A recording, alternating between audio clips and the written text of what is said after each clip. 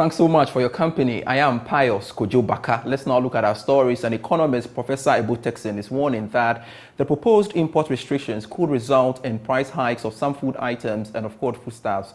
Government is seeking Parliament's approval to restrict the importation of some items to help save the country some foreign exchange and promote the local industry. Speaking on PM Express Business Edition, Professor Dongo noted that the government must tread cautiously on this policy measure. When Nkrumah started import substitution industrialization, he started by doing import restrictions.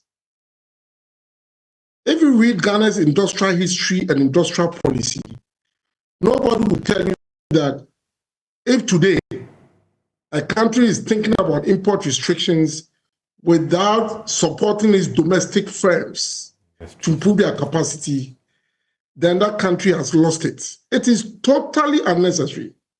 Absolutely. I'm surprised the CEO of AGI is supporting this policy. Oh. I mean, it should not be a policy that should be supported at all. Look, if you want to import, as for import restrictions, it's okay. We need to make sure that we domesticate our consumption. But this thing has to be data-driven. As we speak, Ghana poultry farmers produce only 5% of the demand. No matter what you do to supporting them, is when you take a time for their capacity to improve. So why would you want to restrict when even the imports that come in is not able to meet the demand? And you know, poultry is quite critical to nutritional needs of especially children. Go and talk to the Ghana Medical Association that anytime Ghana has tried to impose restrictions on poultry, they should let you know the health outcomes and the sort of cost that Ghana bears just to keep people's nutrition up. I mean, what are we talking about here? If you take sugar, Ghana doesn't produce sugar. Why would you want to restrict sugar? If you want to improve domestic capacity, put the firms, and the gentleman was sponsored. I mean, he spoke my mind. You have to assess their capacity. Speak to them. The poultry farmers say the feed is the problem. If the feed is the problem, it has to be linked to agriculture, because the maize that we use to produce the feed, go and ask the farmers, what is your problem? Why are you not able to provide that for them? And then the government will use policy to support the farmers to get a feed to the poultry, domestic poultry producers. And they begin to show that the cost of their production has reduced to the level where they are now okay to compete. If after that time, you think that the poultry come in relatively cheaper, the gap between what they can sell and what the import is coming in, you close that gap with so many other ways of doing it. You don't need to set up a committee that will decide who gets what to bring in. Professor Alo Dongo there. Now, the Chamber of Independent Power Producers is cautioning the government against restructuring of energy debts owed them. According to the Chamber, it is practically impossible for the government to restructure energy debts amounting to about $2.3 billion. This is because the IPPs are highly indebted to their suppliers and banks. Backah is the Chief Executive Officer of the Chamber of IPPs and now called for the independent power producers and, of course, has been speaking at a public forum organized by the think tank. The debt that we want to structure is a debt that we have also owed to our lenders, suppliers. If you give us a haircut, say all our standing debts, and you say you are taking you want to give us a haircut of 30% or 40% out of it, who is going to pay our debt for us? These are actual costs that we have incurred. The debt in question is not our savings, it's not our profits. So it's practically impossible to restructure it. We have presented an option to government that we are open to a fair payment plan that can enable us or that can make us comfortable to talk to our lenders, our financiers. So to answer your question, one, that restructuring or haircut proposal won't work or has not worked. We are patiently waiting for government to pay us our money. How it will happen, I don't know. All we are looking for is our money. We've received some indications of some payments to be made, but we have been waiting for long. For over 3 months, discussion going on, we've not made any headway. And I think we are sitting on life support. Anything could happen. We can't guarantee generation always. We have been very diplomatic to ensure we dialogue, have a mutual settlement, but I'm sorry, we are not getting there. As we celebrate Farmers Today across the country, many stakeholders yearn for some more investments into the sector to ensure that the country is food secured. My colleague Ibn Sabute engaged the 1996 National Best Farmer, George Alo Dongo, who is making a case for government to consider borehole facilities as part of incentives for farmers to reduce the cost of farming. Here are excerpts of their conversation from Polugu in the Upper East region. You go down, we've started. Some have started doing only. Okay. But what I do is there's a man-made lake here. So I have 2 big water pumps. Okay. That can supply the whole area. The whole 70 acres, the whole area, 100. Okay. But we're utilizing 70 at the moment. So you don't have issue with irrigation? No. The only problem is that the high cost of fuel. What do you use the fuel for? For irrigating. We put inside the pumping machines. I'll open and go with you and you see. Okay. So and especially with the mangoes, where they have gotten to, do you still have to pump to water them? Yes.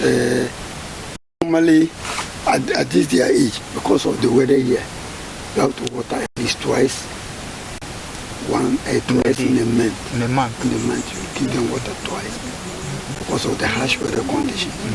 But we're down south at this age, when it's about 5 years, you don't water them again. Okay. All what you do is you keep on spraying and applying fertilizer. Okay. Yeah, the fertilizer application on the mango is not like this thing. The mango tree, you dig a hole around it. You see, then put the fertilizer and cover it. And when the water comes, you see that it will shift. Okay, I see. So how has it been, especially with the mango? Is it difficult? The beginning was difficult, but up here, people haven't tried mango. I decided to try it. And it's doing well. 10 years or more than 10 years ago, you were declared the best farmer nationally. I mean, the former president, Jerry Rawlings, gave you all the necessary equipment, cash prizes, stuff like that. How was it like? I mean, what went into that? What were some of the farming, products that you were harvesting or you were cultivating before getting this? Those days, I had a 300-acre rice field at a condition. Then here, the whole area is 100 acres. That I cultivated 50 acres of maize. Then I did a sorghum, 30 acres. Then I had cowpea and cowpea and soybean, 20 acres. I have a cattle ranch too. I'm bringing 250 cattle. Wow. Not the local type. Okay. The Burkina type. So I harvested a lot of maize and rice that I used to supply to seed company. Most of my products were seed. I specialize in seed production.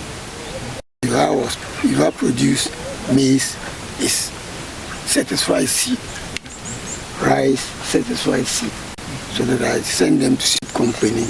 They clean, we bag them in kilos, so 1 kilo, 5 kilo, 2 kilos, for sale to input dealers. Okay. I had input dealers who will come and take it, lift it from me. I can say by then you were a young man, so oh yeah, very young. There. I won that. I was then about 45 years old. 44, 45 years. Okay. So 1996. Actually, I was an accountant, working with Accountant General. I resigned 1984 and went into farm. Wow. And since then, I haven't regretted. So you're a chartered accountant? Yes. I resigned at Accountant General as a principal accounting officer, 1984. I resigned and went into farming. So does it mean the farming is paying more than being an accountant at the Accountant General at the time? Exactly, exactly. Can that same story be said? Currently now, no, because inputs have gone up very high. Secondly, too, the soils here are depleting day in, day out. The polygon source? Yes. Not only the whole upper east region, upper west, part of northern. See that the soil, we have been utilizing the land for long. Now when you go in, either you apply more fertilizer, which is very costly, and the ordinary farmer cannot afford. First, you used to do 1 acre, 1 bag of fertilizer. You can do it per acre. Now, if you put 1 bag of fertilizer in an acre of maize, you see it growing yellow. So you need to increase it to about 2 or 3 bags per acre before you can get at least yields that are encouraging.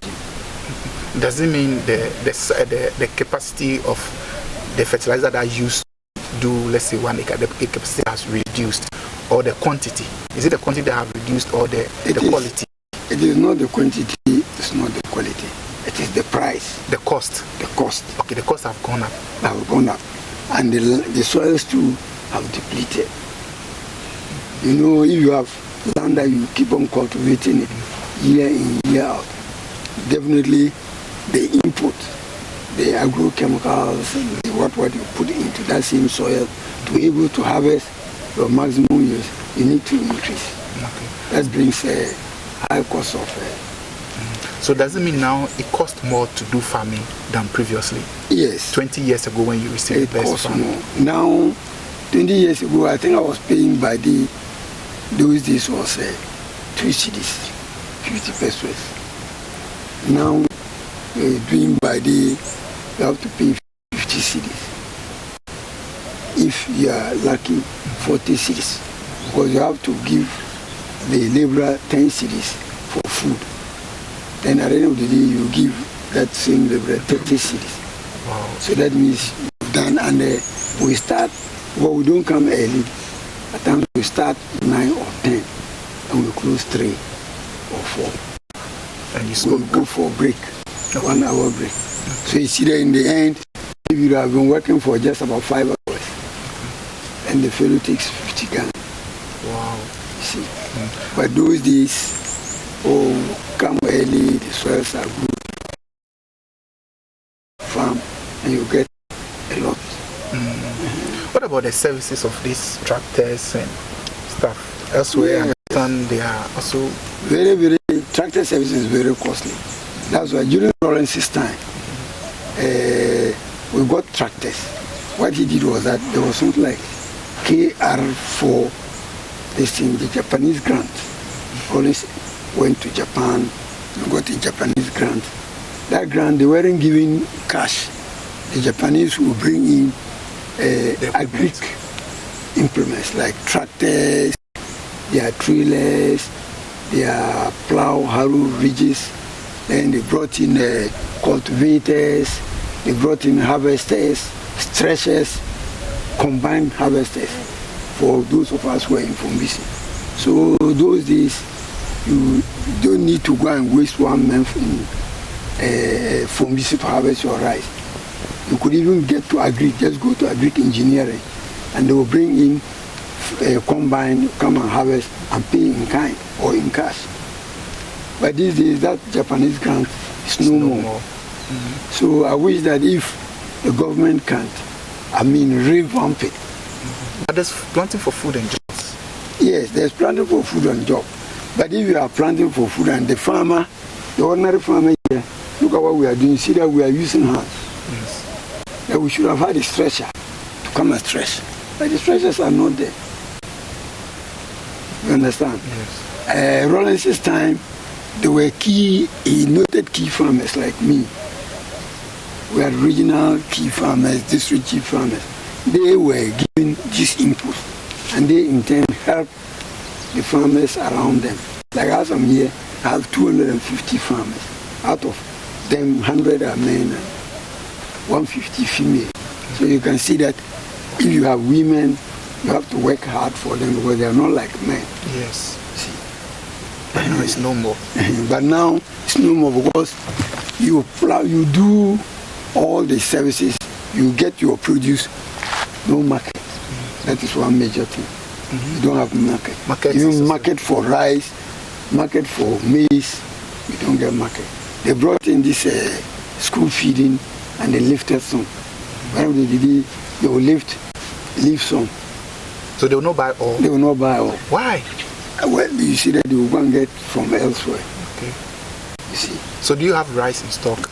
Currently, I don't have rice in stock. We are now preparing to go and harvest. Okay. But the school feeding has also helped in a way. Yeah, the school feeding has helped a lot. It has helped uptake some of our produce, like rice. You send it to seed company, they will mill it, and then they will also pick it. As for maize, they come, the way, unlike they do this, they feel it. No, they will come and they will weigh, they will bargain, they tell you the price. You stand with them, you bargain and you agree. Look at your cost of production as against what they will also get. Then when you agree, then they lift it. What was your relationship with the buffer stock? The buffer stock is a good idea. But what they do is that they don't come at the time they are supposed to pick the produce. Okay. Imagine like a harvest maize, I store it for about 6 months or 5 months. The quality has gone down. I'm a big time farmer. I can do that. What of the small time, like Ma Albua, who has done 2 acres, and she's harvested 28 bags of maize. That is 14 bags per acre. She used about 12 bags to pay her debt for plowing, harrowing, and the rest. Then she has about, say, 16 bags left. She decided she wants to keep 10 bags for household food. Then she has 10 bags to sell, maybe to pay school fees, children's school fees. Then she has to wait for 6 or 4 months before they will come and pick. You said at the end of the day, she's compelled to give to the market women at a token price. You understand? Yes. So if the buffer stock can at least, they know that in November, December, people are harvesting maize, cowpea, sorghum around here.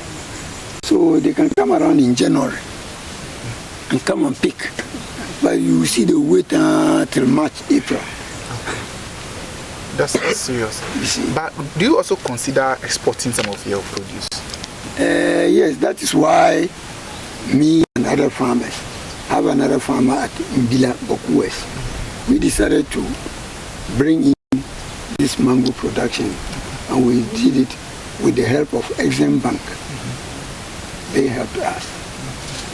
We are trying. Last year, we got some. Currently, I have a buyer waiting to pick the mango. I have Kent and Kit, 2 varieties. Why? Because if this variety doesn't do well, the other variety will do well, so that the people will get. But you can export the maize and the rice too. Yes, we can export the maize and the rice, but if you are talking of the ability to export, is that people haven't come out. You know, I'm a farmer. Yes. You can imagine me being a farmer and at the same time an exporter. You understand? It will be difficult if, say, we have some group of people who can come to eat the farm, leave that, take that off you. You understand? And also do the exportation. But if you want the farmer, you have to go around, look for fertilizers, agrochemicals for your farm, for your hard growers, and then you go around, look for combine harvester to come and have, which is very difficult. You can't get. Now a tractor, when rolling system, a tractor, we bought a tractor for, I bought one tractor in 1995 for 35,000 Ghana cedis, complete. Then when I won the award 1996, 1998, I bought another one for 35,000, complete. But now, you want a tractor, tell me, you buy it 150,000. The same type of tractor, Fiat. Wow. How can an individual farmer get? I know bank will help. These days, the bank, even they don't want to hear farming. There is no bank in Ghana. They will only talk. They will come and talk. Do you think the government should pay more attention to you people, especially you, the big-time farmers, those who have won awards before? At least you've had that farmer. I'm coming to that. The government has gone around, sent agri officers. They've gone around and picked some key farmers who've won awards. You know that they are very good in agri. That is the end. You end up with them. You don't come with them. What do you do? How do you make them to go higher than where they've gotten to? They have outgrowers. What are you doing? You understand? If I was working with me like this, I work with Naira Bank throughout. So I'm a shareholder with Naira Bank. So most of my problems are getting solved. But I know other farmers who deal with ADB and what. And when they go there, they send applications until the following year. You don't hear anything. But because I've been long with my Naira Bank, Backah, Naira Rural Bank, when I sent in something, because they know my capabilities. Yes, and then you are also a shareholder. Yes, I have shareholder there. They get. But what of those who don't have? So I'm thinking that the government should really look at it, like planting for food and jobs like this. He should have gotten the key farmers to do it. Like a key farmer, I have got 250 outgrowers. Mbila, Boku, Sule Agonsi, Ahmed Bogobri. I can mention a lot of farmers who won awards. You understand? Get to them, let them, because if you send about, say, 300,000 worth of, say, farming package to Alo Dongo and Sons Farms, the farmer is well known everywhere in Ghana. Definitely you will know what to do to enable you get to pay back. It will be easy because you have outgrowers who can do the work. Okay. Mr. Alo Dongo, apart from these challenges, tell us some of the benefits, the success story of your farming as well. We know that there are challenges like you enumerated, yes. But tell us the success stories as well. Yes, success stories, yes. Like I'm telling you that we have gone into this mango production last year. We got people, they came and lifted it off. See? And the planting for food and jobs, that one too, the buffer stock came, they lifted, they helped lifted, even though not all, but they took about half of the produce. You understand? So those are all helps that the government has put in that's helping the farmers. But I wish that you should go in and put more. Like I understand the buffer stock. They hadn't enough cash to pick up all the produce. You can imagine farmer, you just come and pick my produce, write my name and give me receipt. Receipt is nothing. I'll go and show the receipt to my bankers. They say they need cash. So if the government can do that and even select some key farmers, let them also do the buying and selling. You understand? Yes, please. Like upper east like this, you have two key farmers. Every farmer knows that if you are sending my maize to Mbila farms, Mr. Bila, he will buy the maize off me. They will do it. Yes. Because if the government gives Mbila some money, the strength to do the buying, he can purchase. And then he, as a big-time farmer, will now know what to do, so that in the end he can export, as you are saying. Okay. But if you are dealing with soppy, definitely you end up zero. It's been a great time talking to you. We are very grateful. Thank you so much. Thank you. Toma. Naba, the fourth hour. I wanted to add the dry season. Okay. Because here in the Upper East and Northern region. My colleague Eben Sabute having that great interaction with the 1996 National Best Farmer, George Alo Dongo there. And that's it for the marketplace for today. I am Pious Kojo Backah. For more stories, do log on to myjoyonline.com/business for that great stories on the portal for you there. Rest of our programs. Bye.